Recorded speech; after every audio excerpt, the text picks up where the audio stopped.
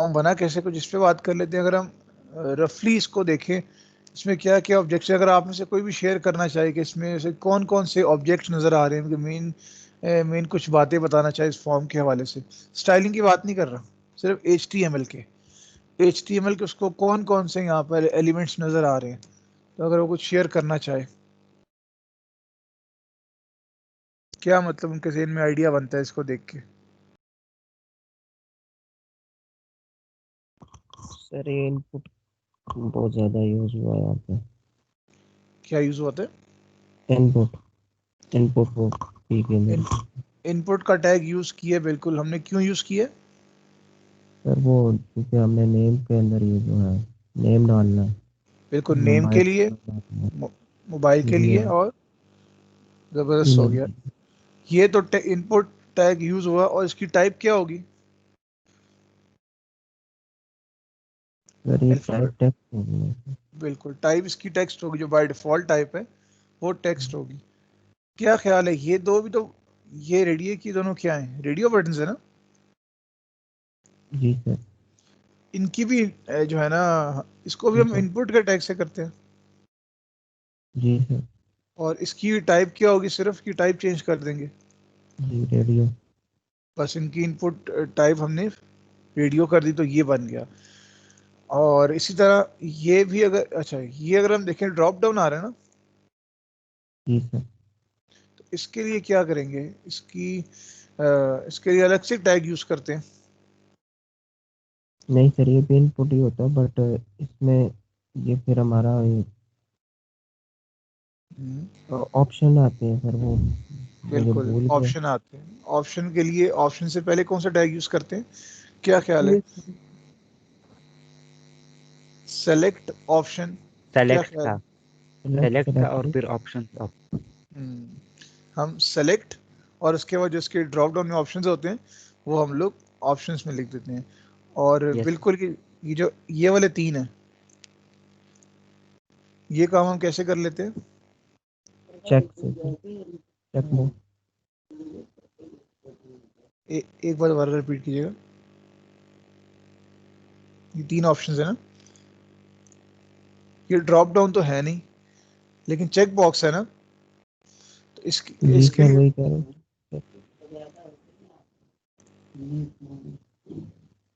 तो इसके लिए हम कौन सा टैग यूज करेंगे?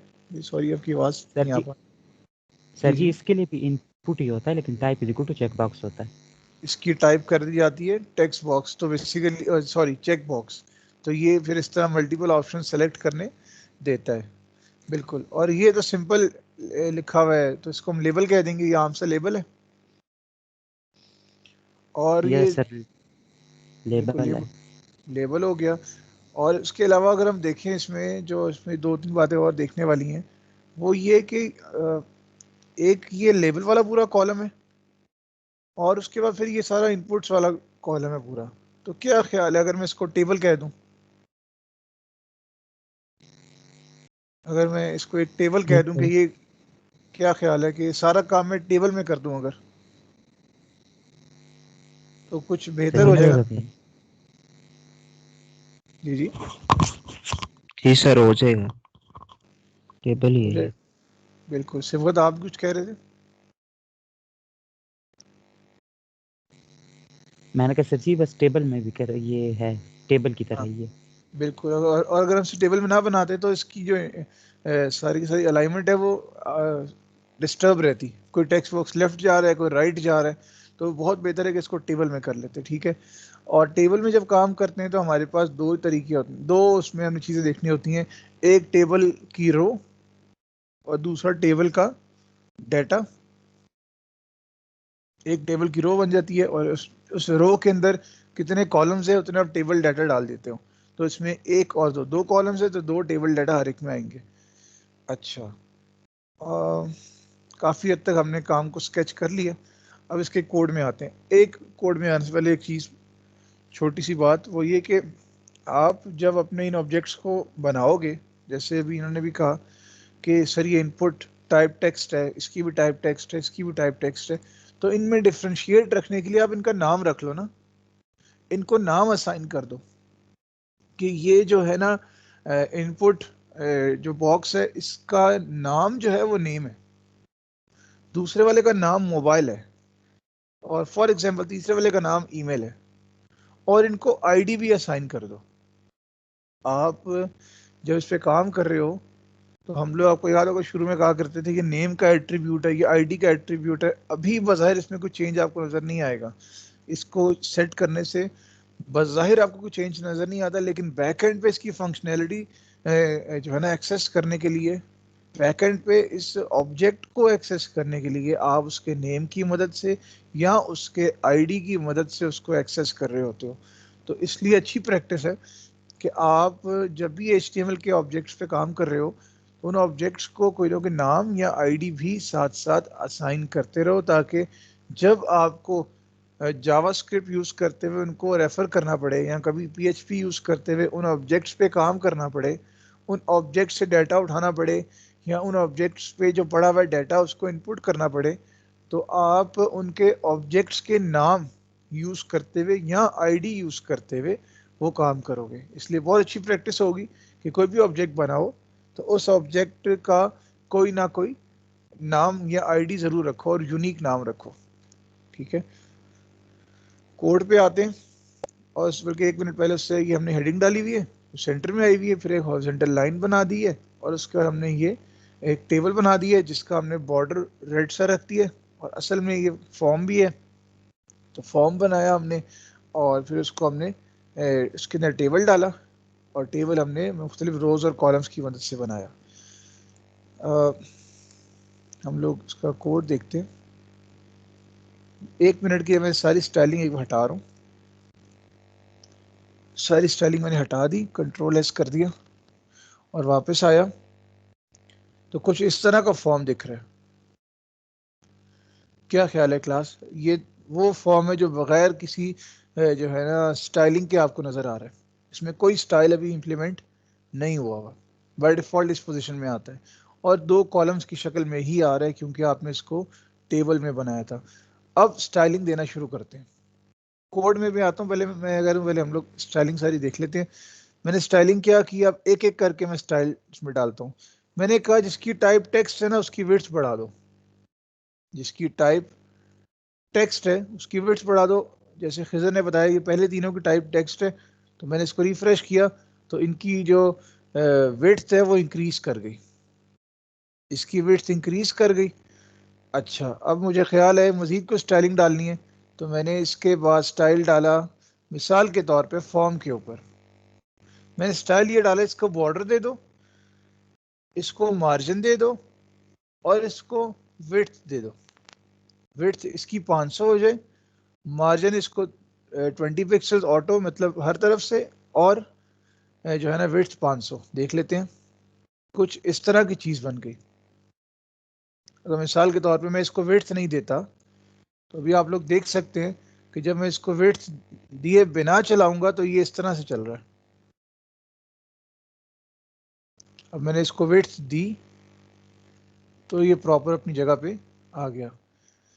अभी मुझे रियलाइज हो रहा है कि नहीं, इसमें जगह कम है। ये देखें, नेम और बॉर्डर के बीच में फ़र्क कम है, डिस्टेंस कम है। नेम और मोबाइल, यानी कि हर फील्ड के बीच में जो डिस्टेंस है वो बहुत कम है। तो ज़रा इसका मतलब है इसको भी सेट करने की ज़रूरत है। तो अगर मैं टेबल डाटा की पैडिंग सेट कर देता हूँ, हर टेबल डाटा की पैडिंग सेट कर देता हूँ 10 पिक्सल्स, तो देखें हर एक, सारे के सारे टेबल डाटा ही है ना, अभी हम मेन में बॉडी में भी जाके देख लेंगे, तो इन सब में गैप आ गया। TD आप देख सकते हो, यहाँ पर 2-2 TD हैं, एक रो के अंदर 2-2 TD हैं। नेम और इनपुट जो बॉक्स है वो एक TD में है, मतलब एक रो में 2 TD इस्तेमाल किए। मोबाइल नंबर के लिए एक रो में 2 TD इस्तेमाल किए, और इस तरह ऑनवर्ड्स हमने हर TD के बीच में गैप दे दिया। और अभी आप क्या देख सकते हो कि जो पहले वाले TDs हैं, देखिए नेम भी TD है, मोबाइल नंबर भी TD है, email, gender, course, select batch, ये सारे TDs हैं, यानी कि पहले वाला TD। अगर आप देखें आप क्या चाहते हो पहले वाले TD पे और इससे पहले जो फॉर्म बना था उसमें फ़र्क ये था कि ये सारा TD राइट साइड पे आया हुआ था और बोल्ड हुआ हुआ था। राइट साइड पे और बोल्ड हुआ हुआ था, इसका मतलब हमें क्या करना है, इसका मतलब हमें टीडी, कौन से वाले टीडी को, जो फर्स्ट चाइल्ड है, जो सबसे पहले वाला चाइल्ड है, उसको हमने राइट अलाइन करना है और उसका वेट जो फॉन्ट का हमने बोल्ड कर देना है। That's it. जैसे ही आपने इसको सेव किया तो ये आपके पास इसका स्टाइल बना हुआ आ गया, इसका स्टाइल बना हुआ आ गया। अब हम देख लेते हैं, क्योंकि हमारी प्रैक्टिस अच्छी हो गई थी तो मैंने इसलिए डायरेक्ट मैं बॉडी पे नहीं गया था। अब देख लेते हैं, बॉडी में गए, सेंटर का टैग है, वहां पर मैंने ये हेडिंग डाली, लर्न जावास्क्रिप्ट फॉर्म वैलिडेशंस, और मैंने ये लिख दिया सेंटर के टैग के अंदर। तो हमारे पास जो हेडिंग है वो सेंटर में आ गई। हॉरिजेंटल लाइन बनानी है तो HR, हॉरिजेंटल लाइन बन गई। क्या बनाना है जी, फॉर्म बनाना है टेबल की मदद से। ऑलराइट, क्या किया आपने, देखिए सबसे पहले ये एक रो बनाई TR, और TR खत्म कर दिया। कितने TD है इसके अंदर, 2 TD है। पहले वाला TD पहली लाइन में खत्म, दूसरे वाला TD दूसरी लाइन में खत्म।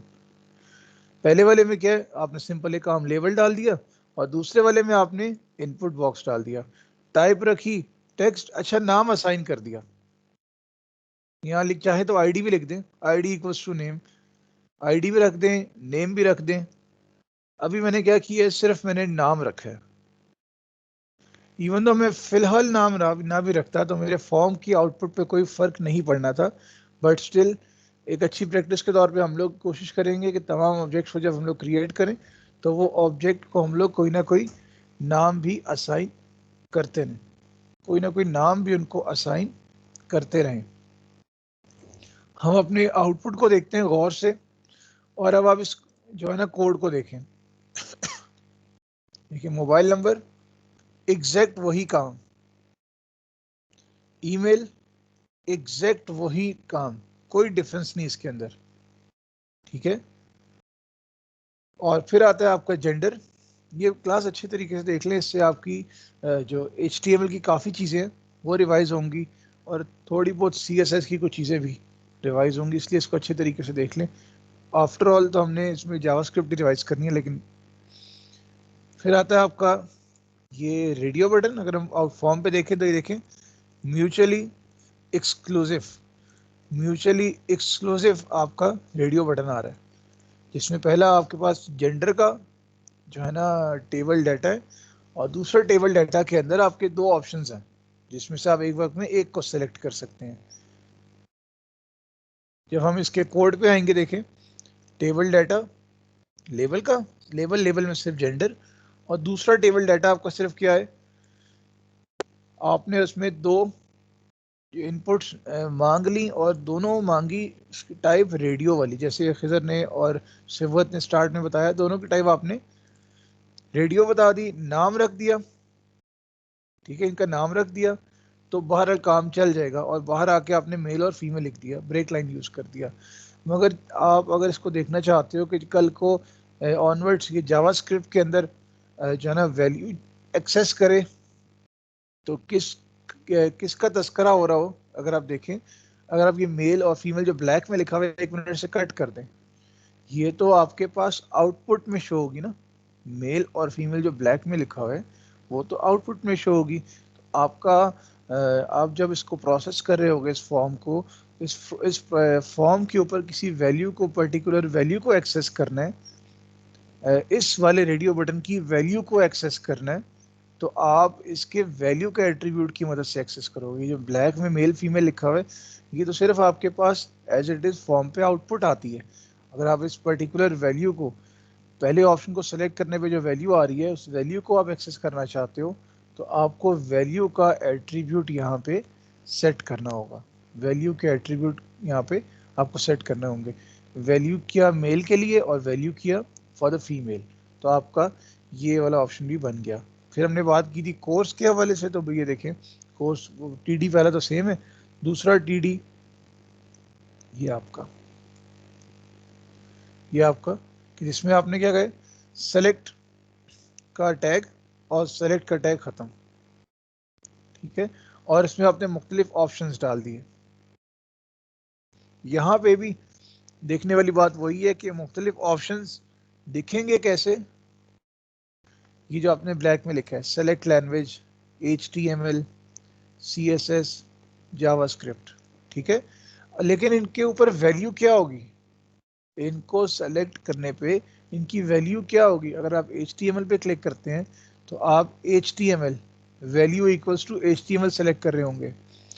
इसी तरह अगर आप CSS को सेलेक्ट पे क्लिक करते हैं ऑप्शन पे from the drop down menu, तो आपने जो सेलेक्ट किया है उसकी वैल्यू CSS होगी। ये आपको स्पेसिफाई करना होगा ताकि लेटर ऑन की जावास्क्रिप्ट के अंदर फॉर्म के अंदर इसको आप प्रोसेसिंग में ला सको। Same in the case of JavaScript as well.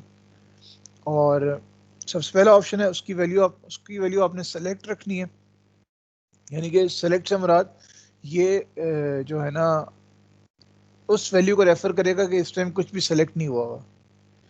और दूसरी इसमें गौरतलब ये बात है कि आपने जो सेलेक्ट का टैग यूज़ किया है उस सेलेक्ट के टैग के अंदर आपने सेलेक्ट को भी नाम दे दिया है, बिकॉज जो ड्रॉप डाउन है आपका, अगर मैं आपको आउटपुट दिखाऊं, जो आपका ये ड्रॉप डाउन है बजाते खुद भी ये आपके HTML के फॉर्म का एक ऑब्जेक्ट है। अगर थोड़ा बाहर आके सोचें तो आपके इस डॉक्यूमेंट का एक ऑब्जेक्ट है। तो आपने अपने इस ऑब्जेक्ट को भी यूनिकली आइडेंटिफाई करना है, इसको कोई नाम असाइन करके। तो आपने यहाँ पर इसको नाम दे दिया कोर्स का, ठीक है, select name equals to course. Check box में भी वही चीज़ है, यहाँ पे भी आपने वैल्यू सेट की, यहाँ पे आपने वैल्यू सेट की।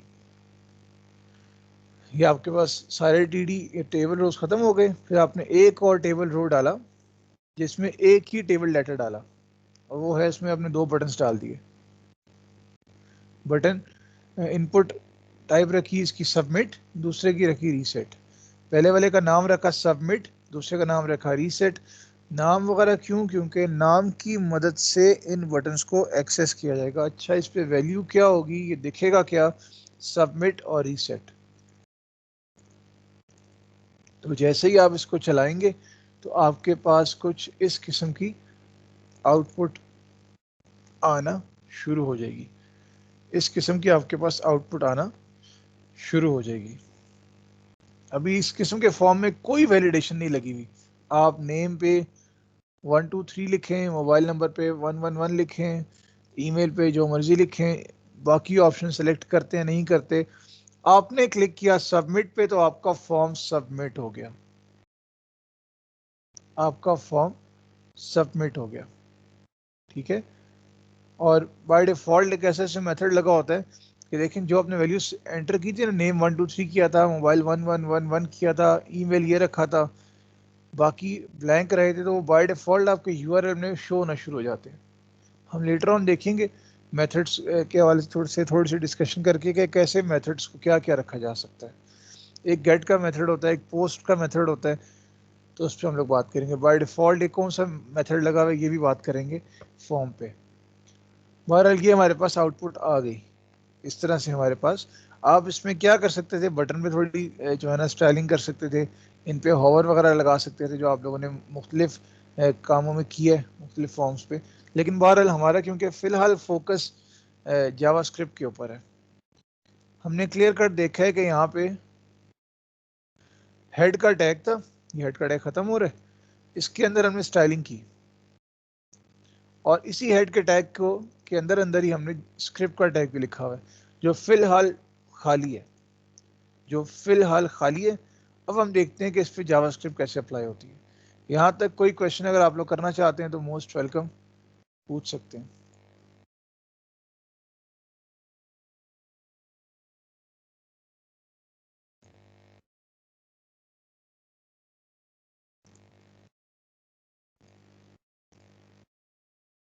फिर नेक्स्ट पे आते हैं। नेक्स्ट भी वही चीज़ बनी हुई है, लेकिन थोड़ी सी यहाँ पे करेक्शन होगी। अगर आप देखें, मैं पहले आपको दिखा दूँ कि मैं अगर नेम पे क्लिक करता हूँ और मैं यहाँ पे इसको खाली छोड़ता हूँ, मोबाइल नंबर ईमेल वगैरह खाली छोड़ता हूँ, तो सबमिट का टाइम कहेगा नेम इज़ रिक्वायर्ड। मैंने नाम लिख दिया 1111, सबमिट किया तो उसने नेम वाला काम तो चला दिया, कह रहे मोबाइल नंबर एंटर करो। मैंने ABC लिख दिया। मैंने ईमेल की बारी मैंने A1 लिख दिया। आप देख रहे हैं मैं सबमिट, अब उसने मुझे कहा जेंडर इज रिक्वायर्ड, यानी कि उसने ये नेम, मोबाइल नंबर और ईमेल एक्सेप्ट कर लिए थे कि जो मैंने इसको एंटर करके दिए हैं वो उसने एक्सेप्ट कर लिए थे।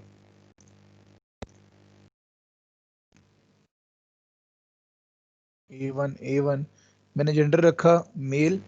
इसी तरह अगर मैं सेलेक्ट लैंग्वेज भी मिस करूंगा तो वो एरर देगा। मैंने कहा ठीक है भाई HTML, और बैच भी अगर मैं सेलेक्ट मिस करूंगा फिलहाल तो मुझे एरर देगा, तो मैंने तीनों को सेलेक्ट कर लिया। अब जैसे ही मैं सबमिट पे क्लिक करूंगा तो मेरा फॉर्म सबमिट हो चुका है। मेरा फॉर्म सबमिट हो चुका है, दैट मीन्स कि ये इस हद तक वैलिडेट कर रहा है कि ये मैंडेटरी कर रहा है आपको डाटा डालने के लिए। पहले तो डाटा नहीं भी होता रहा तो फॉर्म सबमिट हो रहा था, अब आपको वो बस इतना रिस्ट्रिक्ट कर रहा है टेक्स्ट जो है ना टाइप वाले इनपुट के अंदर, जिसकी टाइप टेक्स्ट है उसमें इतना रिस्ट्रिक्ट कर रहा है कि आप कोई ना कोई वैल्यू ज़रूर एंटर करो, आप कोई ना कोई वैल्यू ज़रूर एंटर करो, इतना रिस्ट्रिक्ट कर रहे हैं। जबकि बाकी आपने देखा कि रेडियो बटन के अंदर उसने प्रॉपर वैलिडेशन लगा दी, ड्रॉप डाउन के अंदर उसने प्रॉपर वैलिडेशन लगा दी, और बैच के अंदर यानी कि चेक बॉक्सेस में भी उसने प्रॉपर वैलिडेशन लगा दी। अब आपसे अगर कहा जाए कि ये जो है ना ये फॉर्म का हिस्सा है जेंडर और कोर्स, आप ज़रा इस पे वैलिडेशन लगाएं कि कोई ना कोई ऑप्शन लाजमी सेलेक्ट हो। इसी तरह बैच का भी कोई ऑप्शन अगर मिस हो तो फॉर्म आपका एक्सेप्ट ना हो, कोई ना कोई बैच उसको सेलेक्ट कराना आप लाजमी करें कि वो लाजमी इसको सेलेक्ट करें। तो इस तरह की वैलिडेशन इस स्टेज पे हो रही है, इस तरह की वैलिडेशन है। और अगर आप शुरू में देखें तो आपको शायद अब इसका लॉजिक आपके जहन में बिल्ट होना शुरू हो जाए। वो पहले वाले ऑब्जेक्ट के अंदर जिसका नाम हमने नेम रखा है, दूसरे वाला ऑब्जेक्ट जिसका नाम हमने मोबाइल रखा है, और तीसरे वाला ऑब्जेक्ट जिसका नाम हमने ईमेल रखा है, उसमें इस हद तक वैलिडेशन कर रहा है कि ये नल के बराबर नहीं होनी चाहिए, ये जीरो के बराबर ना हो, यानी कि ये एम्प्टी ना हो। क्या ख्याल है आप लोगों का? ये सिर्फ एम्प्टीनेस को कंफर्म कर रहा है कि एम्प्टीनेस यहाँ पे ना हो। हाँ, यहाँ लिखा जो मर्जी जाए, दैट मीन्स के वो कोई लैंग्वेज नहीं बना रहा इसके लिए, वो कोई लैंग्वेज डिफाइन नहीं कर रहा इसके लिए, वो बस ये रिस्ट्रिक्शन लगा रहा है कि इसमें कोई ना कोई वैल्यू ज़रूर एंटर हो। इस हद तक की वो वैलिडेशन कर रहा है। ठीक है, तो अब देखते हैं कि क्या इसमें काम होता है। पहले वाले ऑब्जेक्ट का नाम नेम है, ठीक है, दूसरे का नाम मोबाइल है, तीसरे का नाम ईमेल है, चौथे का नाम जेंडर है, फिर हमने कोर्स रखा था और इसका नाम हमने बैच रखा था। ये सब के हमने नाम पिछले स्टेज पे रख लिए, और जब मैं सबमिट कर रहा हूँ तो रिस्ट्रिक्शन लग रही है। जब मैं सबमिट करता हूँ तो मुझे बताता है कि ये काम ऐसे होता है, ये काम ऐसे होता है, इसमें ये फील्ड एंटर कर दें, इसमें ये फील्ड एंटर कर दें, सबमिट करने पे। ठीक है, तो क्या होगा इसको हम देख लेते हैं। हम लोग जाके पहले अपने फॉर्म पे आए और हम इसकी सबसे पहले बॉडी में आए। हमने एक दो चेंज किए, हमने कहा फॉर्म का एक नाम रख देते हैं स्टूडेंट फॉर्म, मिसाल के तौर पे आप कुछ और नाम रख लें, FRM रख लें, आपकी मर्जी जो आपने नाम रखना है। तो हमने स्टूडेंट का, हमने फॉर्म का एक नाम रख दिया, ताकि इस फॉर्म को हमने, जब जाहिर बात है इस फॉर्म में मौजूद जो ऑब्जेक्ट्स हैं हमने एक्सेस करने हैं। ये फॉर्म मौजूद है एक डॉक्यूमेंट के अंदर, डॉक्यूमेंट में एक फॉर्म है जिसका कोई नाम है, उस नाम वाले फॉर्म में आगे मजीद कोई ऑब्जेक्ट पड़ा है तो उस ऑब्जेक्ट का फिर हम नाम रेफर करेंगे। तो इसलिए हमने ऑब्जेक्ट्स को, क्यों एक पेज पे मल्टीपल फॉर्म्स हो सकते हैं, तो हम कौन से वाले फॉर्म की बात कर रहे हैं, इसके लिए हमें फॉर्म का नाम पता होना चाहिए और कौन से वाले फॉर्म के कौन से ऑब्जेक्ट की बात कर रहे हैं। अब देखिए ना, नेम एंटर करने वाली फील्ड दो फॉर्म्स में हो सकती है। आप फेसबुक की बात कर लें, आप स्क्रीन पे आते हैं तो वो कहते हैं आपको कि आपने रजिस्टर होना है या फिर आपने साइन इन करना है। तो दोनों जगहों पे ईमेल डालने की फील्ड होती है, दोनों जगह पे पासवर्ड डालने की फील्ड होती है, लेकिन पहले वाली होती है साइन इन वाले फॉर्म से रिलेटेड, और दूसरे वाला जो ईमेल पासवर्ड की फील्ड होती है वो रजिस्ट्रेशन वाले फॉर्म से रिलेटेड होती है। तो इसलिए इनके फिर इनको नाम की मदद से इनको डिफ्रेंशिएट किया जा रहा होता है। क्या कहता है वो कि भाई इसका नाम रख दो और सबमिट करने पे आपने कुछ करना है ना, तो आप एक इवेंट हैंडलर लेकर आओ कि जब सबमिट का इवेंट अकर करे,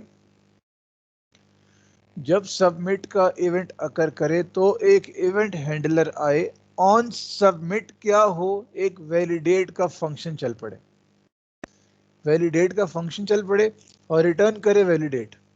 मतलब जब ये ट्रू हो तो ये फंक्शन चल पड़े, वैलिडेट का फंक्शन। दैट मीन्स कि हम लोग अब सब काम काज छोड़ के ऊपर वैलिडेट के फंक्शन में चले जाएंगे। लेकिन जाते जाते एक नज़र मारी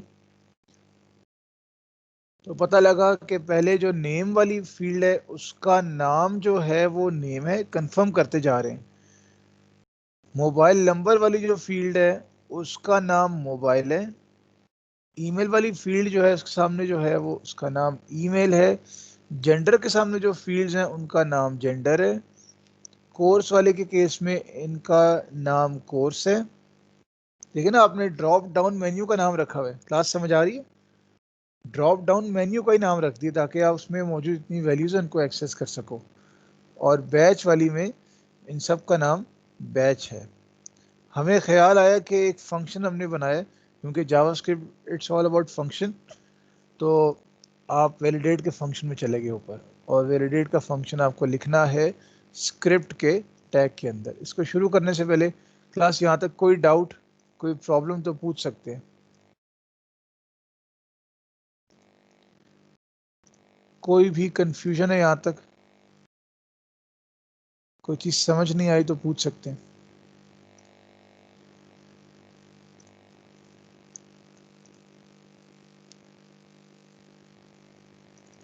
वैलिडेट का फंक्शन, फंक्शन के साथ, ठीक है। ये अभी आपने किया है कि डॉक्यूमेंट में जो स्टूडेंट फॉर्म है उसके नेम की वैल्यू किसके बराबर हो जाए, आपने नेम नाम के एक वेरिएबल में रख दी। डॉक्यूमेंट के अंदर जो स्टूडेंट फॉर्म है उसके मोबाइल की जो वैल्यू है वो एक वेरिएबल मोबाइल के अंदर आ जाए। अब आप एक्चुअली उन टेक्स्ट बॉक्सेस में मौजूद वैल्यू को एक्सेस कर रहे हैं। उन टेक्स्ट बॉक्सेस में मौजूद वैल्यूज को अब आप एक्सेस करने जा रहे हैं। डॉक्यूमेंट में जो स्टूडेंट फॉर्म है उसके ईमेल वाली वैल्यू किसके बराबर हो जाए, एक वेरिएबल नाम रखा ईमेल। अब आपके जहन में शायद ये कंफ्यूजन हो कि ये नेम, मोबाइल, ईमेल वगैरह नीचे भी इस्तेमाल किए थे, ये यहाँ पे लोकल वेरिएबल्स हैं। ये यहाँ पे लोग, आप यहाँ पे एन, नेम की जगह एन लिख सकते थे, मोबाइल की जगह एम लिख सकते थे, ये वेरिएबल के नाम, ठीक है। ये वेरिएबल के जो नाम है ये आप चेंज कर सकते थे, लेकिन हमने इनको क्योंकि बनाया ही लोकल वेरिएबल है तो इनका स्कोप सिर्फ इस फंक्शन की हद तक ही है। इसलिए हमने यहाँ पर नाम भी वो यूज़ कर लिया कि चलो आपको समझने में ज़रा आसानी हो, इसलिए हमने नाम भी वो यूज़ कर लिए। अदरवाइज अगर आप नाम चेंज करना चाहते हैं तो आप चेंज भी कर सकते हैं। यहाँ बात ख़त्म हो जाती है। अगर ये अब नेम का देखें, आप यहाँ नेम ना लिखते ना अगर, तो ये पूरा लिखना पड़ता। आपने क्या कर दिया, ये सारी वैल्यू किसके बराबर है, नेम के।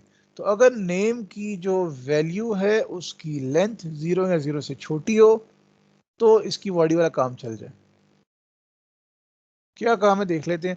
उससे पहले अगर मोबाइल, ये आपने मोबाइल लिखा है, अगर मोबाइल की वैल्यू की लेंथ 0 या 0 से छोटी हो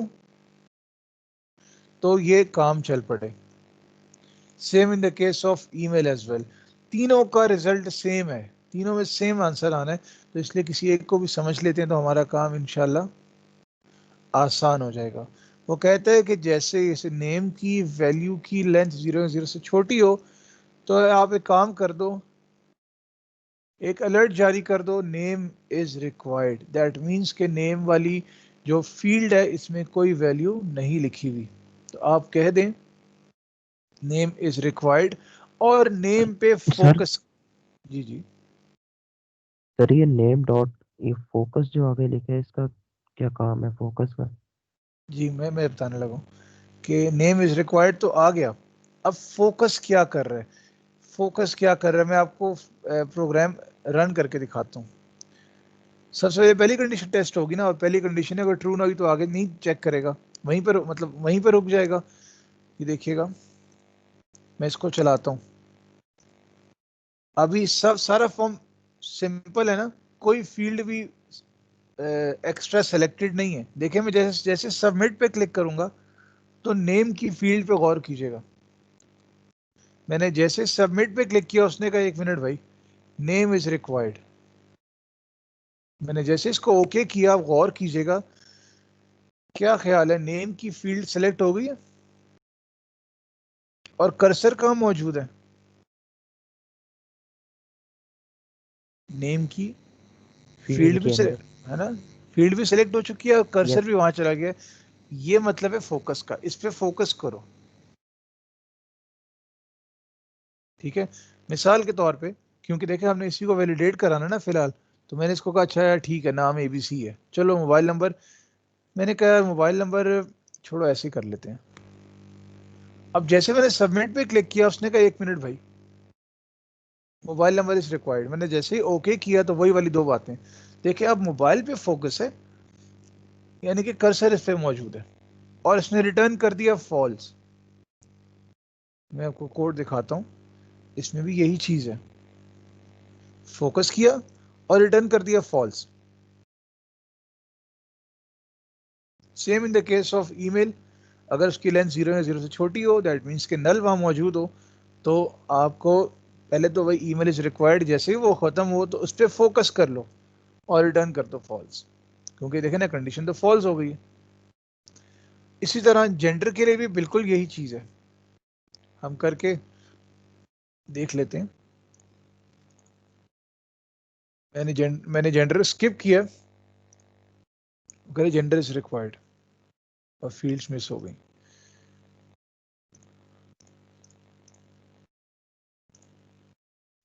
इसी तरह अगर मैं यहाँ कोर्स को नहीं एंटर करूंगा तो भी यही एरर आएगा, और बैच के केस में भी देख लेते हैं इसमें क्या होता है। ये थोड़ा सा मुख्तलिफ है।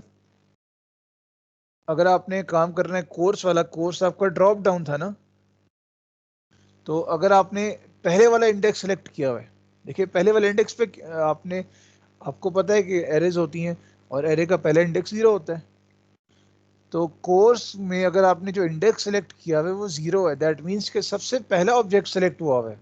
और पहले ऑब्जेक्ट पे देखिए हमने इंटेंशनली क्या लिखा था, हमने इंटेंशनली लिखा था, हमने कोई लैंग्वेज वहां नहीं रखी थी, मैं आपको दिखा भी देता हूँ।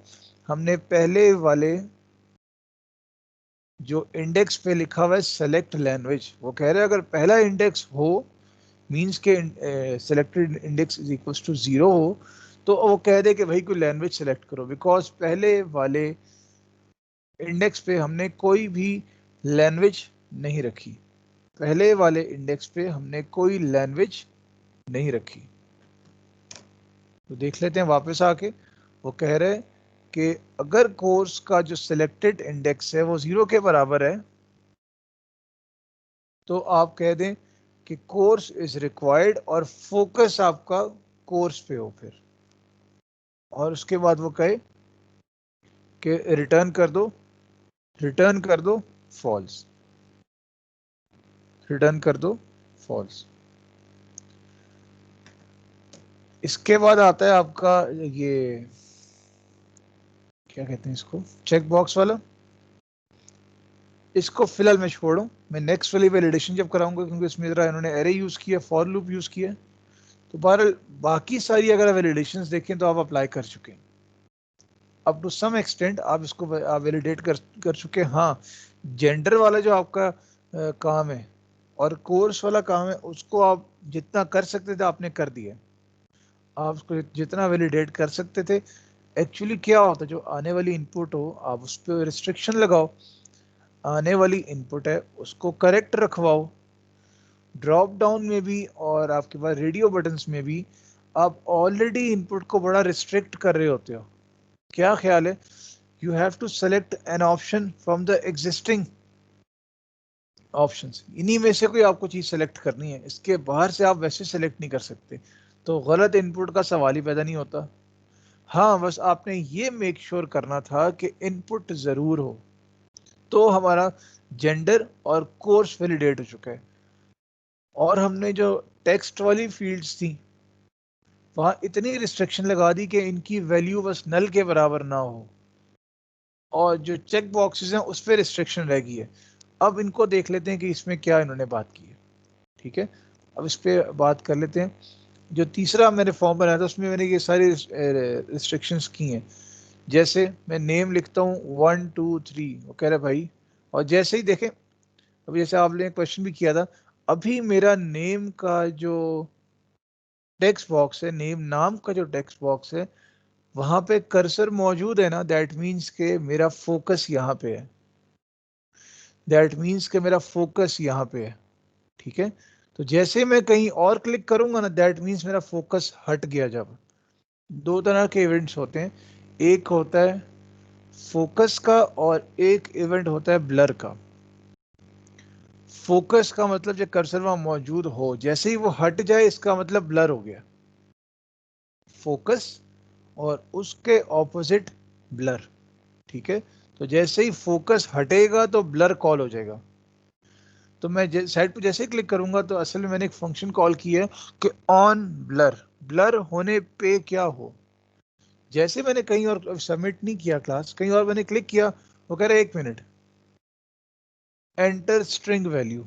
मैं यहाँ लिख सकता था कि enter string value name text box में वैसे लिख दिए कि एंटर स्ट्रिंग वैल्यू, कह रहे भाई 1 मिनट।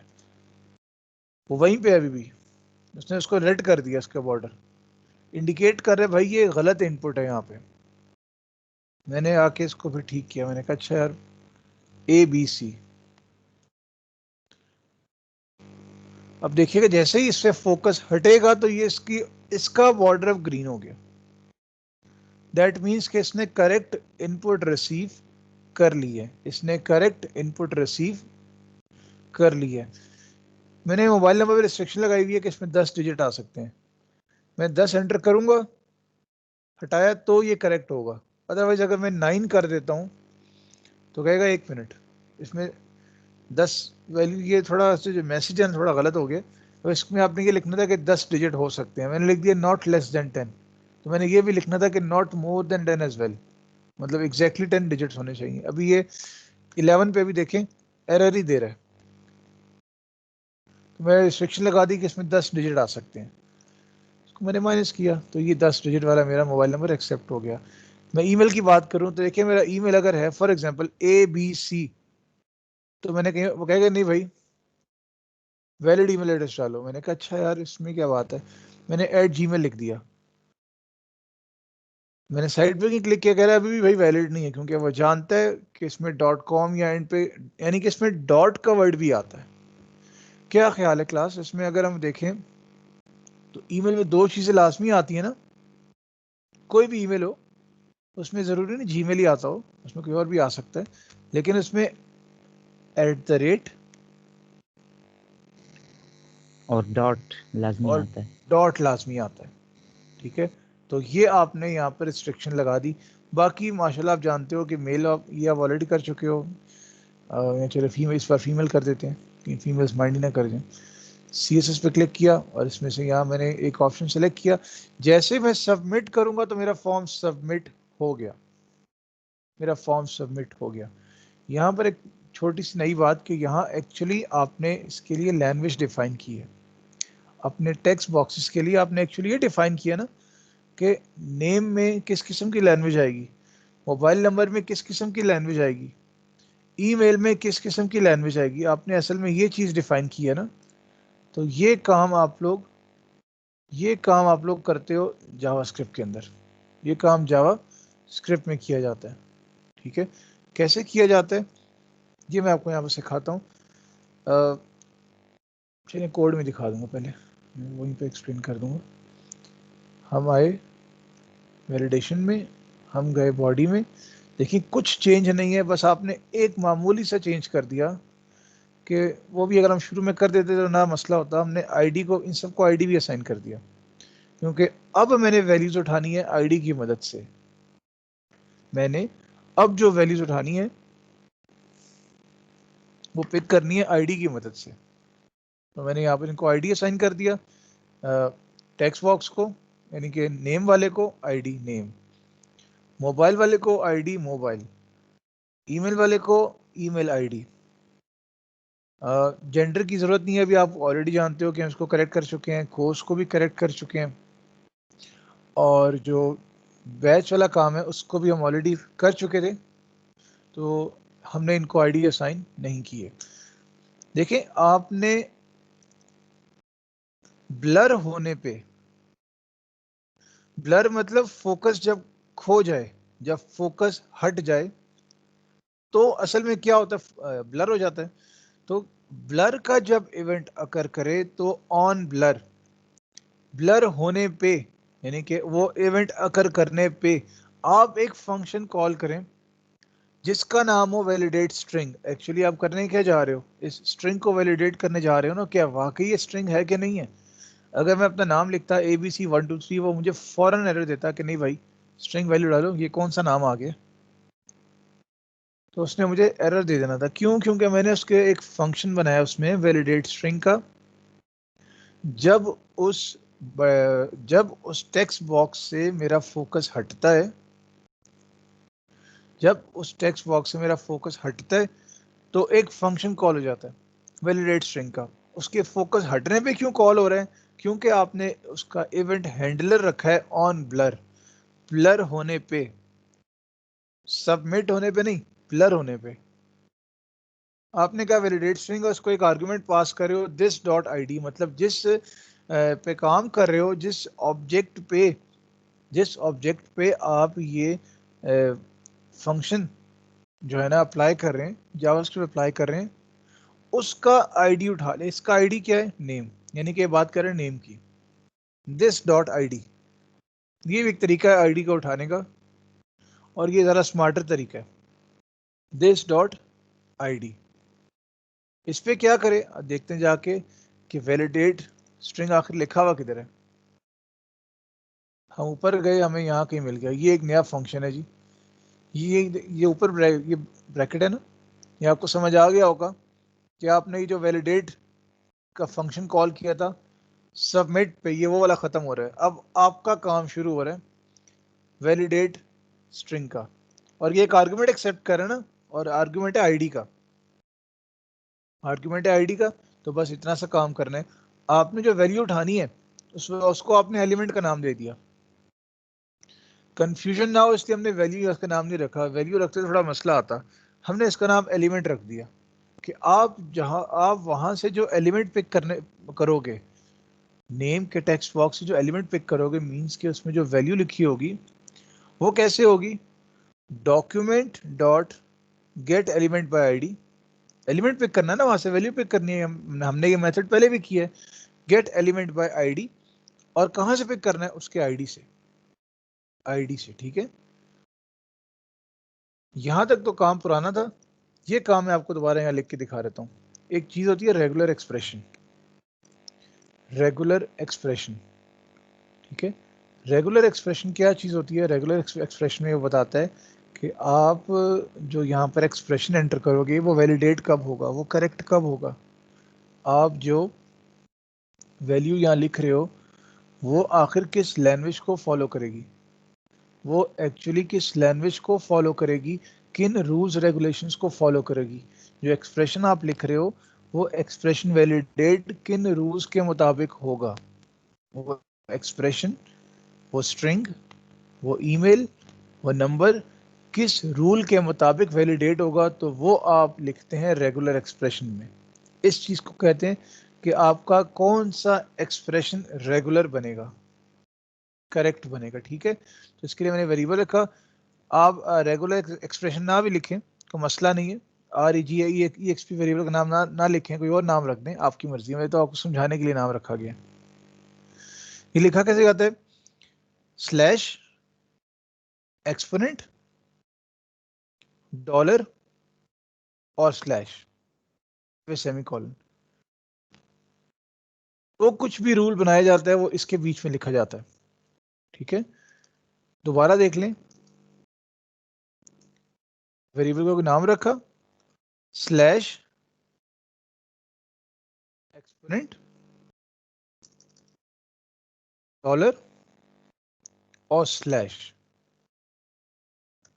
जो कुछ इसके बीच में लिखा जाएगा वो असल में आपका रूल बनेगा, वो असल में आपका रूल बनेगा।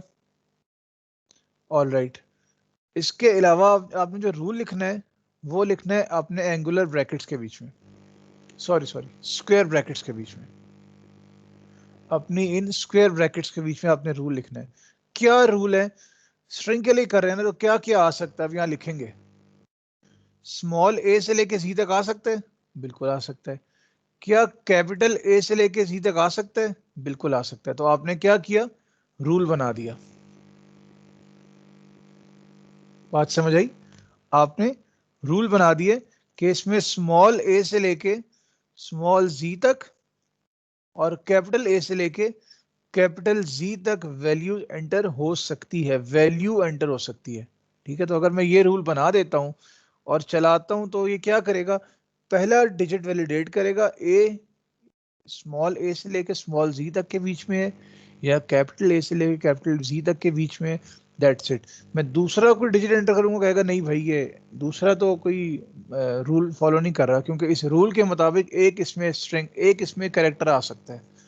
तो आप किसी का नाम है फॉर एग्जांपल अली, किसी का नाम है, तो ALI तीनों कैरेक्टर इसी रूल में फॉलो करते हैं, इस रूल को फॉलो करते हैं, तो आप प्लस का साइन लगा दोगे, दैट मीन्स के इसी की रेपिटेशन आ गई, इसी रूल की रेपिटेशन। अब किसी का नाम अगर अली है तो A वैलिडेट होगा, L वैलिडेट होगा, I वैलिडेट होगा, और उसके बाद वो कहेगा ठीक है ये स्ट्रिंग वैल्यू है।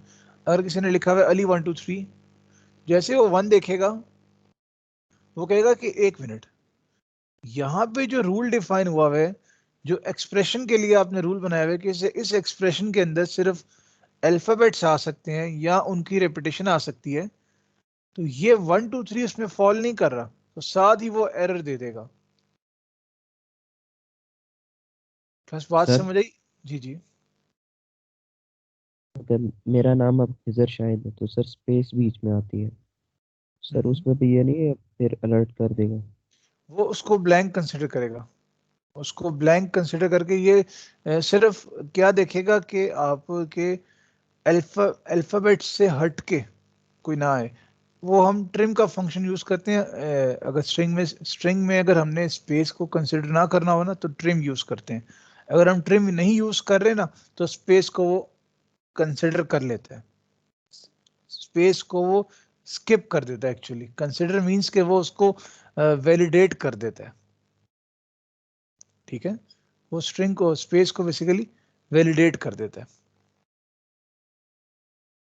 ये प्लस आ गया, मींस के कॉपी हो जाए ये वाला रूल आगे भी, यही चीज रिपीट हो जाए। तो देखें हमने यही एक्सप्रेशन ऊपर लिखा था, इसको मैंने मिटाया क्योंकि हम पहले लिख चुके हैं। तो यहाँ पर रेगुलर एक्सप्रेशन हमने क्रिएट कर दिया। वो क्या कह रहे कि रेगुलर एक्सप्रेशन को जब आप टेस्ट करें, किसको टेस्ट करें? एलिमेंट की वैल्यू को। एलिमेंट क्या है? यहाँ देखें एलिमेंट क्या है। Element gate element by ID, यानी कि जिस में ये फंक्शन कॉल हो रहा है, जिस ऑब्जेक्ट में ये फंक्शन कॉल हो रहा है उसका आईडी, और हमें पता है कि नेम में कॉल हो रहा है, यानी कि नेम की वैल्यू। क्लास में बात समझ आइए? ये बस आखिरी बात थी सवाल वैलिडेशन पे कि रेगुलर एक्सप्रेशन को आप इसका टेस्ट का फंक्शन कॉल करें और टेस्ट करना है एलिमेंट की वैल्यू को। एलिमेंट की वैल्यू क्या है कि जिसके आईडी, जिस ऑब्जेक्ट में इस फंक्शन को कॉल किया हुआ है उसका आईडी वो है नेम के अंदर, तो name dot value, name dot value को आप टेस्ट कर रहे हैं। अगर वो रेगुलर एक्सप्रेशन में फॉल ना कर रही हो, ये देखिए नॉट का साइन है, अगर वो इस टेस्ट पे फॉल्स रिटर्न कर रही हो, अगर वो इस टेस्ट पे फॉल्स रिटर्न कर रही हो तो कोई मसला नहीं, आप उसको कह दें भाई enter string value, enter string value. ठीक है, और एक छोटा सा काम कर दें आप, आपने उसका बॉर्डर सेट करना है ना, तो बेसिकली ये स्टाइलिंग है उसकी, आपने इसका बॉर्डर रेड करना है ना, तो आपने थोड़ा बहुत यानी कि उस पर स्टाइल देना है। तो क्या होगा, एलिमेंट के एलिमेंट का स्टाइल आपने ये सेट करना है, यानी कि एलिमेंट का स्टाइल आपने ऐसे सेट करना है कि उसका जो बॉर्डर है वो इसके बराबर हो जाए, यानी कि 2 पिक्सेल्स का सॉलिड रेड हो जाए, और रिटर्न कर दें फॉल्स। लेकिन अगर ये कंडीशन ट्रू नहीं होती, मींस के अगर ये जो है ना रेगुलर एक्सप्रेशन डॉट टेस्ट हमें फॉल्स रिटर्न नहीं करता, तो कोई मसला नहीं, आप इसके बॉर्डर को ग्रीन कर दो, यानी कि ये इंडिकेट करेगा कि ये करेक्ट आपने इनपुट डाली है। देखिए कुछ यही काम हो रहा है, मैंने लिखा 1 2 3, अब इसके एक्सप्रेशन के अंदर ये मैंने 1 2 3 लिखा, अब इसका नाम है नेम, नेम का आईडी नेम ही है, तो आपने असल में एलिमेंट से मुराद आपने इसकी वैल्यू पिक कराई, देखिए अब नेम की वैल्यू पिक कराई, अब ये काम हो रहा है सारा, नेम की आपने वैल्यू पिक कराई,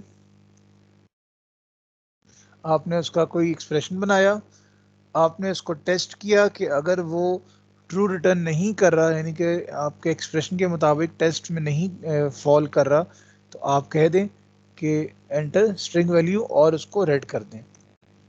देखिए ओके किया तो इस तरह से कुछ हो गया।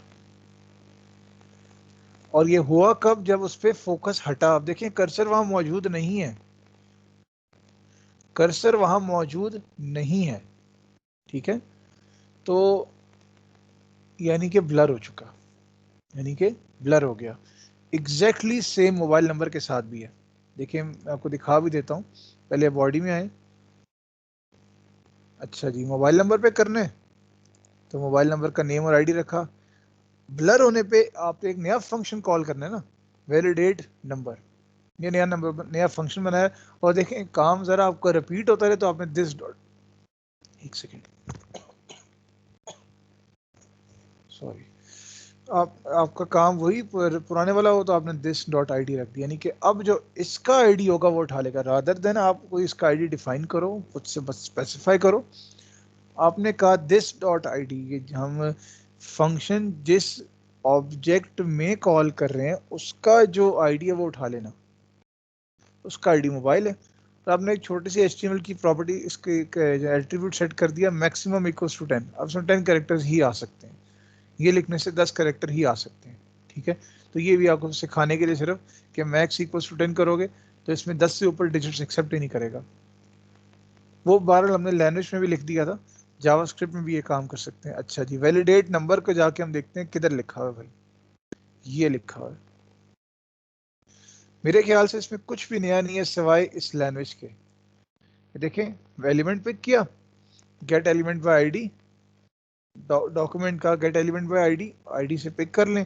और रूल सिर्फ ये है, उसको नीचे दोबारा लिख लेते हैं, रूल ये है कि रेगुलर एक्सप्रेशन, रूल आपका सिर्फ ये है, अच्छा रूल शुरू कैसे होता है, स्लैश और एक्सपोनेंट पे, और ख़त्म किस पे होता है, डॉलर और स्लैश पे, दैट्स इट। रूल हमेशा लिखा जाता है स्क्वायर ब्रैकेट्स के बीच में क्या होना चाहिए, 0 से लेके 9 तक का नंबर होना चाहिए, दैट्स इट। अगर मैं सिर्फ ये लिख दूंगा तो 0 से लेके 9 तक कोई एक नंबर वो एक्सेप्ट कर लेगा, लेकिन मैं चाहता हूँ वो चीज़ रिपीट हो, तो मैं लिख देता हूँ प्लस। अब प्लस का मतलब ये है कि जितने मर्जी कैरेक्टर लिखी जाओ, अगर मैं नीचे मैक्स इक्वल टू 10 हटा दूं तो ये क्या करेगा, जितने मर्जी नंबर डालूंगा एक्सेप्ट कर लेगा, लेकिन नहीं, मैंने रिस्ट्रिक्ट करना है कि भाई कितने नंबर, तो आप यहाँ पर एंगुलर ब्रैकेट्स में कोई वैल्यू लिख देते हो 10, इसका मतलब 10 वैल्यू एक्सेप्ट करेगा, ये 10 वैल्यूज को एक्सेप्ट करेगा, 11 लिख देंगे 11 वैल्यूज को एक्सेप्ट करेगा। तो आपने मोबाइल नंबर के लिए क्या बना दिया, रूल बना दिया, आपने मोबाइल नंबर के लिए रूल बना दिया, ठीक है। और आगे वही काम है सारा कि आपने रेगुलर एक्सप्रेशन को टेस्ट करना है, और उसके एलिमेंट की जो वैल्यू है अगर ये आपको ट्रू रिटर्न ना करे, मींस के ये जो रेगुलर एक्सप्रेशन है उसको जब टेस्ट करें, रेगुलर एक्सप्रेशन को चलाएं किसके अंदर, जो एलिमेंट की वैल्यू है उसके साथ कंपेयर करें, उसके साथ चलाएं, और वो फॉल्स रिटर्न करे, यानी कि ट्रू ना हो, तो एंटर नंबर, जो मैसेज आपने शो करा दिया, एंड एडिट करते हैं, एंड हैविंग लेंथ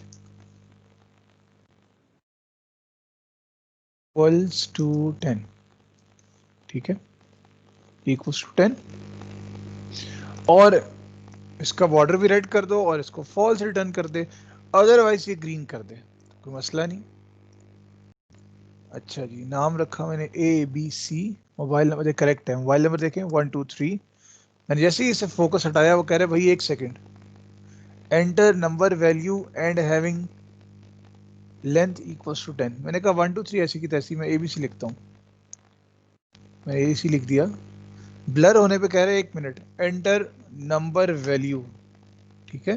तो यहाँ आपको ये कंफर्म हो गया कि ये स्ट्रिंग वैल्यूज को भी वैलिडेट कर रहे और उसके साथ साथ ये इसकी लेंथ को भी वैलिडेट कर रहा है, ठीक है।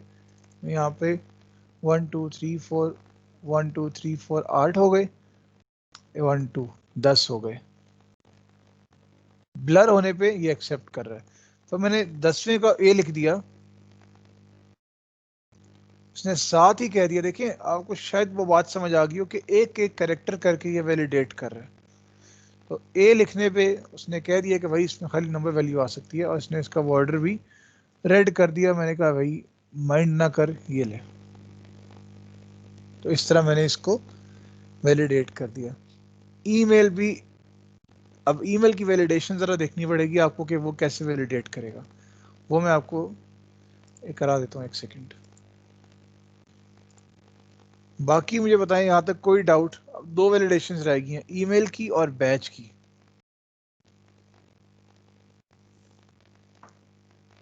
यहाँ तक कोई डाउट किसी किस्म का तो पूछ सकते हैं।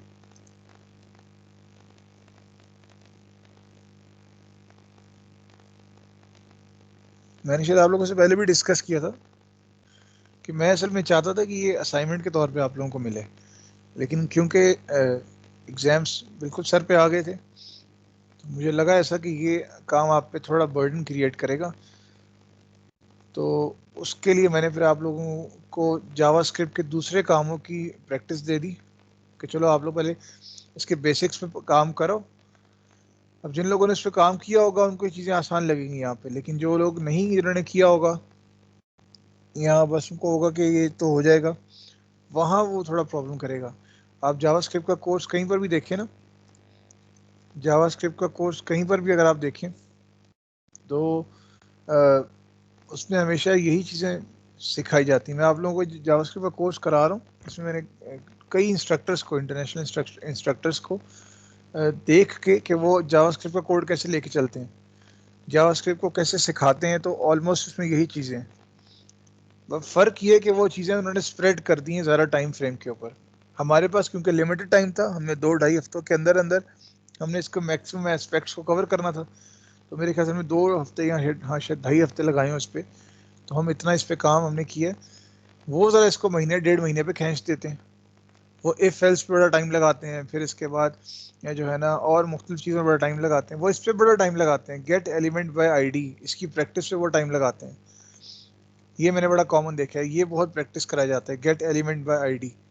इसको मैक्सिमम आप लोग अपने पास प्रैक्टिस करें कि जो है ना किस तरह इसकी वैल्यू उठाई जाती है और किस तरह सब होता है।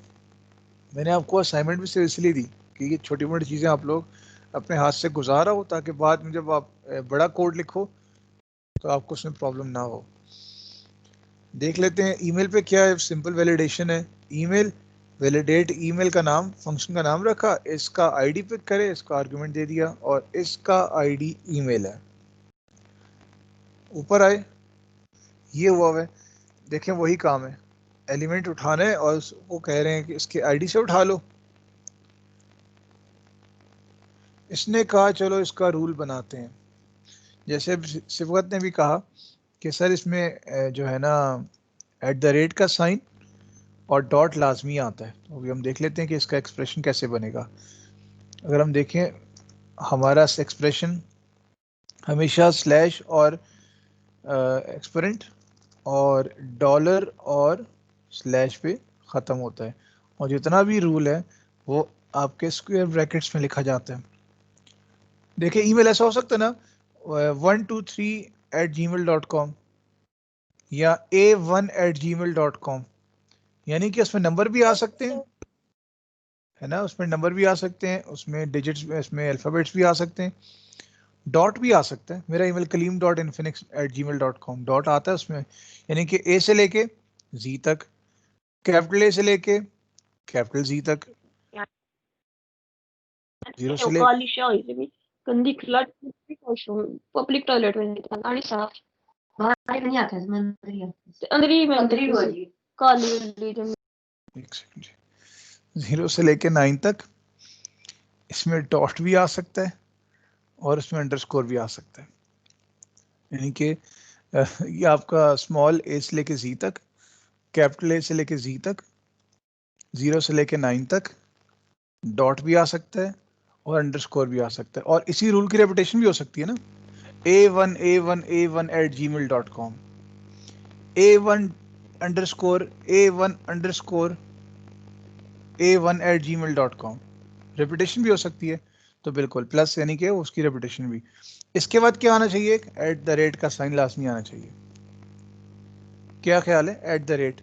अब देखें @gmail.com, @microsoft.com, आपकी कंपनी का नाम है जो है ना infinity1, तो @infinity1.com, क्या ख्याल है, आपकी कंपनी का नाम कुछ भी हो सकता है, जो आपके सर्वर का नाम है उस पर आमतौर पर आप रजिस्टर कराते हो, तो दैट मीन्स कि दोबारा ये रूल पूरा आ सकता है ना। अब अगर मैं दोबारा प्लस लगाऊंगा, इसका क्या मतलब है, कोई बता सकता है यहाँ प्लस लगाने का मतलब क्या हो जाएगा?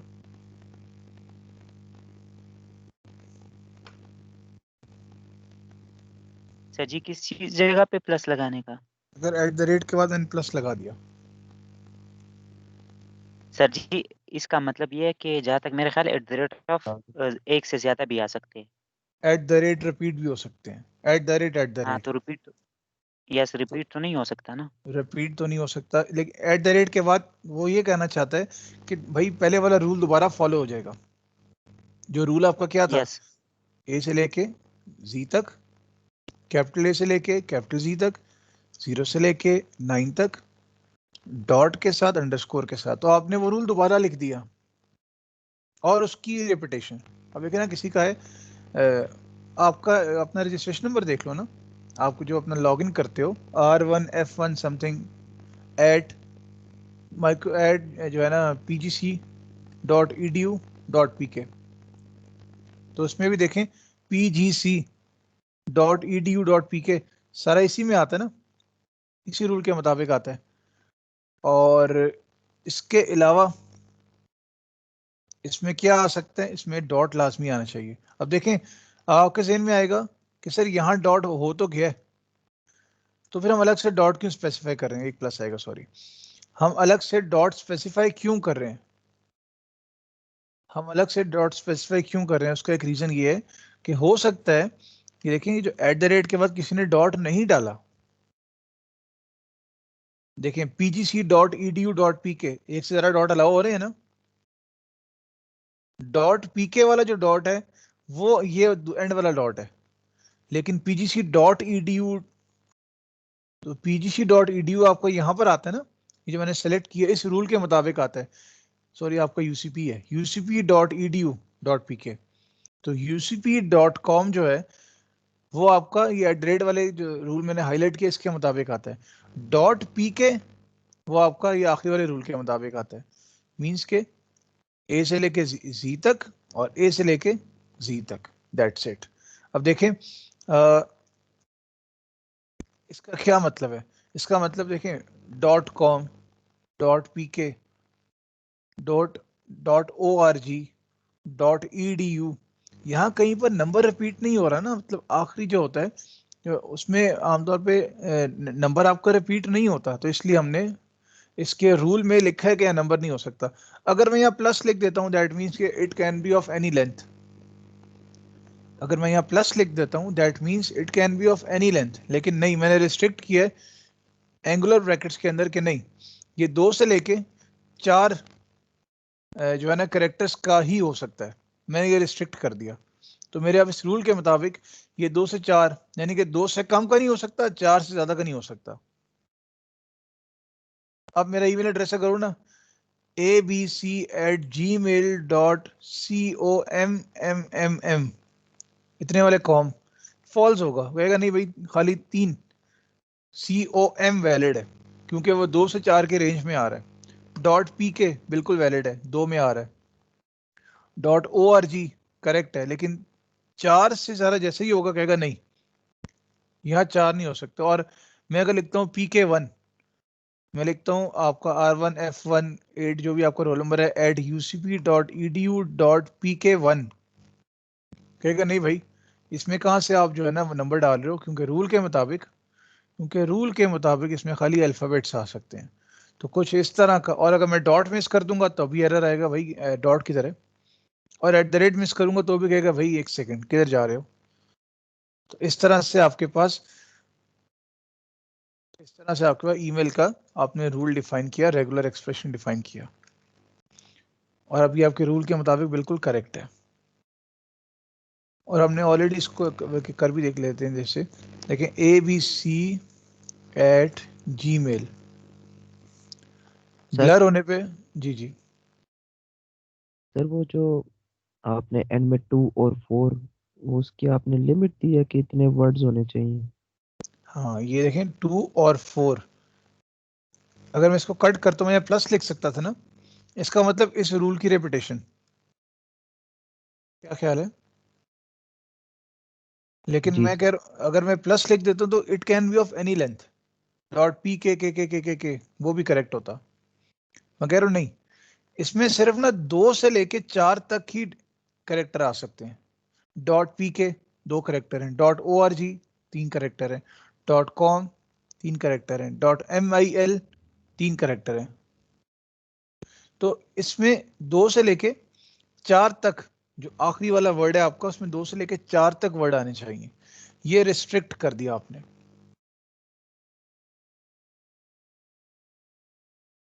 Okay sir. ठीक है, तो इस तरह से आपने ईमेल को वैलिडेट कर दिया।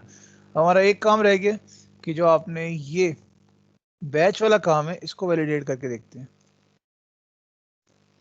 अभी भी ये एरर आएगा, मेरी बात है कि इसमें जो है ना ये रेड आ रहा है, दैट मीन्स के ईमेल करेक्ट नहीं है। मैंने कहा यार ठीक है लो .com लिख दो, यानी कि मैंने डॉट मिस कर दिया, कहेगा कि वैलिड नहीं है। मैंने डॉट लगा दिया वापस जाके,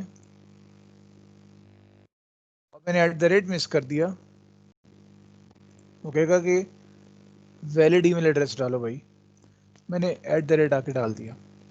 रूल के मुताबिक ABC वाली जगह पे भी अल्फ़ाबेट, नंबर, डिजिट या नंबर हो गया यानी कि फुल स्टॉप, और जो है ना आपका अंडरस्कोर का आ सकता है, और फिर @ आना चाहिए। ओहो, फिर आपका @ आना चाहिए। फिर जीमेल वाली जगह पे उसने रूल लगाया यहाँ कुछ भी आ सकता है, नंबर भी आ सकते हैं, डॉट वगैरह कुछ भी आ सकता है। फिर उसने रूल लगाया कि डॉट आना चाहिए, फिर रूल लगाया कि उसमें आखिरी 3 करेक्टर होने चाहिए, और अल्फ़ाबेट्स होने चाहिए, और 2 से 4 होने चाहिए। बैच पे हल्की सी डिस्कशन कर लेते हैं। इसमें लूप लगा है, वो कैसे? हमें पता है कि ये जो काम था ये वैलिडेट ने किया था, ये वैलिडेट के फंक्शन ने, ये पिछली बार ही हो गया था। तो कैसे किया हमने? हमने शुरू में कहा एक वेरिएबल रखा चेक, उसको किया फॉल्स। वो कह रहे कि वेरिएबल की वैल्यू, वेरिएबल रखा आई काउंटर वेरिएबल, बैच की लेंथ से एक कम से लेके, यानी कि एंड से बेसिकली एंड से स्टार्ट कर रहे, एक लेंथ कम से लेके 0 तक वापस आने, और हर एक को चेक करते आना है। और चेक कुछ ऐसे करना है कि अगर किसी भी बैच ऑफ आई को चेक किया हुआ हो, आपने किसी भी बैच ऑफ आई को चेक किया हो, मीन्स के एंड से लेके, अब देखिए ना लेंथ -1 से मुराद ये लेंथ इसकी 3 है, दैट मीन्स इसके इंडेक्स कितने होंगे? 0, 1 और 2। क्या ख्याल है क्लास? इसकी लेंथ देखे ना, ये 3 की लेंथ है इसकी, 1, 2 और 3 वैल्यूज हैं। मीन्स के पहले वाले का इंडेक्स 0 है, दूसरे का इंडेक्स 1 है, तीसरे का इंडेक्स 2 है। इसलिए इसने कहा लेंथ इसकी 3 है। तो लेंथ से एक कम यानी कि 2 की बात कर रहे हैं। 2 से लेके आप वापस 0 तक आओ, और एक एक कम कर, ऑब्वियसली डिक्रीमेंट करते करते आओ। उसमें कोई भी अगर आपको बैच ऑफ आई चेक मिल जाए इसकी चेक की प्रॉपर्टी हो मींस कि ट्रू रिटर्न करे, तो आप चेक को क्या कर दो, ट्रू, दैट्स इट। लेकिन अगर अभी भी चेक फॉल्स के बराबर हो तो कह दो कि बैच इज रिक्वायर्ड। ये कब होगा, जब कोई भी बैच ऑफ आए आपका चेक्ड ना हो, कोई भी एक वैल्यू अगर चेक नहीं होगी तो कह देगा भाई असल में क्या होगा, इसका मतलब ये होगा कि कंट्रोल इस चेक के अंदर, यानी कि इस इफ की बॉडी में कभी मूव ही नहीं किया। शुरू में क्या था, चेक फॉल्स के बराबर, एंड में क्या रहा, चेक फॉल्स के बराबर। दैट मींस के लूप के अंदर ये जो कंडीशन है ये कभी ट्रू ही नहीं हुई, और कंडीशन बहुत क्लियर कट है कि अगर वो चेक हुआ हो तो ट्रू कर दो, अगर वो कोई भी चेक नहीं हुआ हुआ दैट मींस के कंडीशन कोई फॉल्स है, दैट मींस के कोई भी वहां पे जो इंडेक्स है वो चेक नहीं हुआ हुआ। तो मैंने मॉर्निंग चेक किया हुआ है, मैं जैसे सबमिट करूंगा एक बगैर कोई एरर दिए मेरा फॉर्म एक्सेप्ट कर लेगा और मेरा रजिस्ट्रेशन फॉर्म यहाँ पे वैलिडेट हो गया, मेरा रजिस्ट्रेशन फॉर्म यहाँ पे वैलिडेट हो गया। यहाँ तक कोई क्वेश्चन, कोई डाउट तो आप लोग पूछ सकते हैं।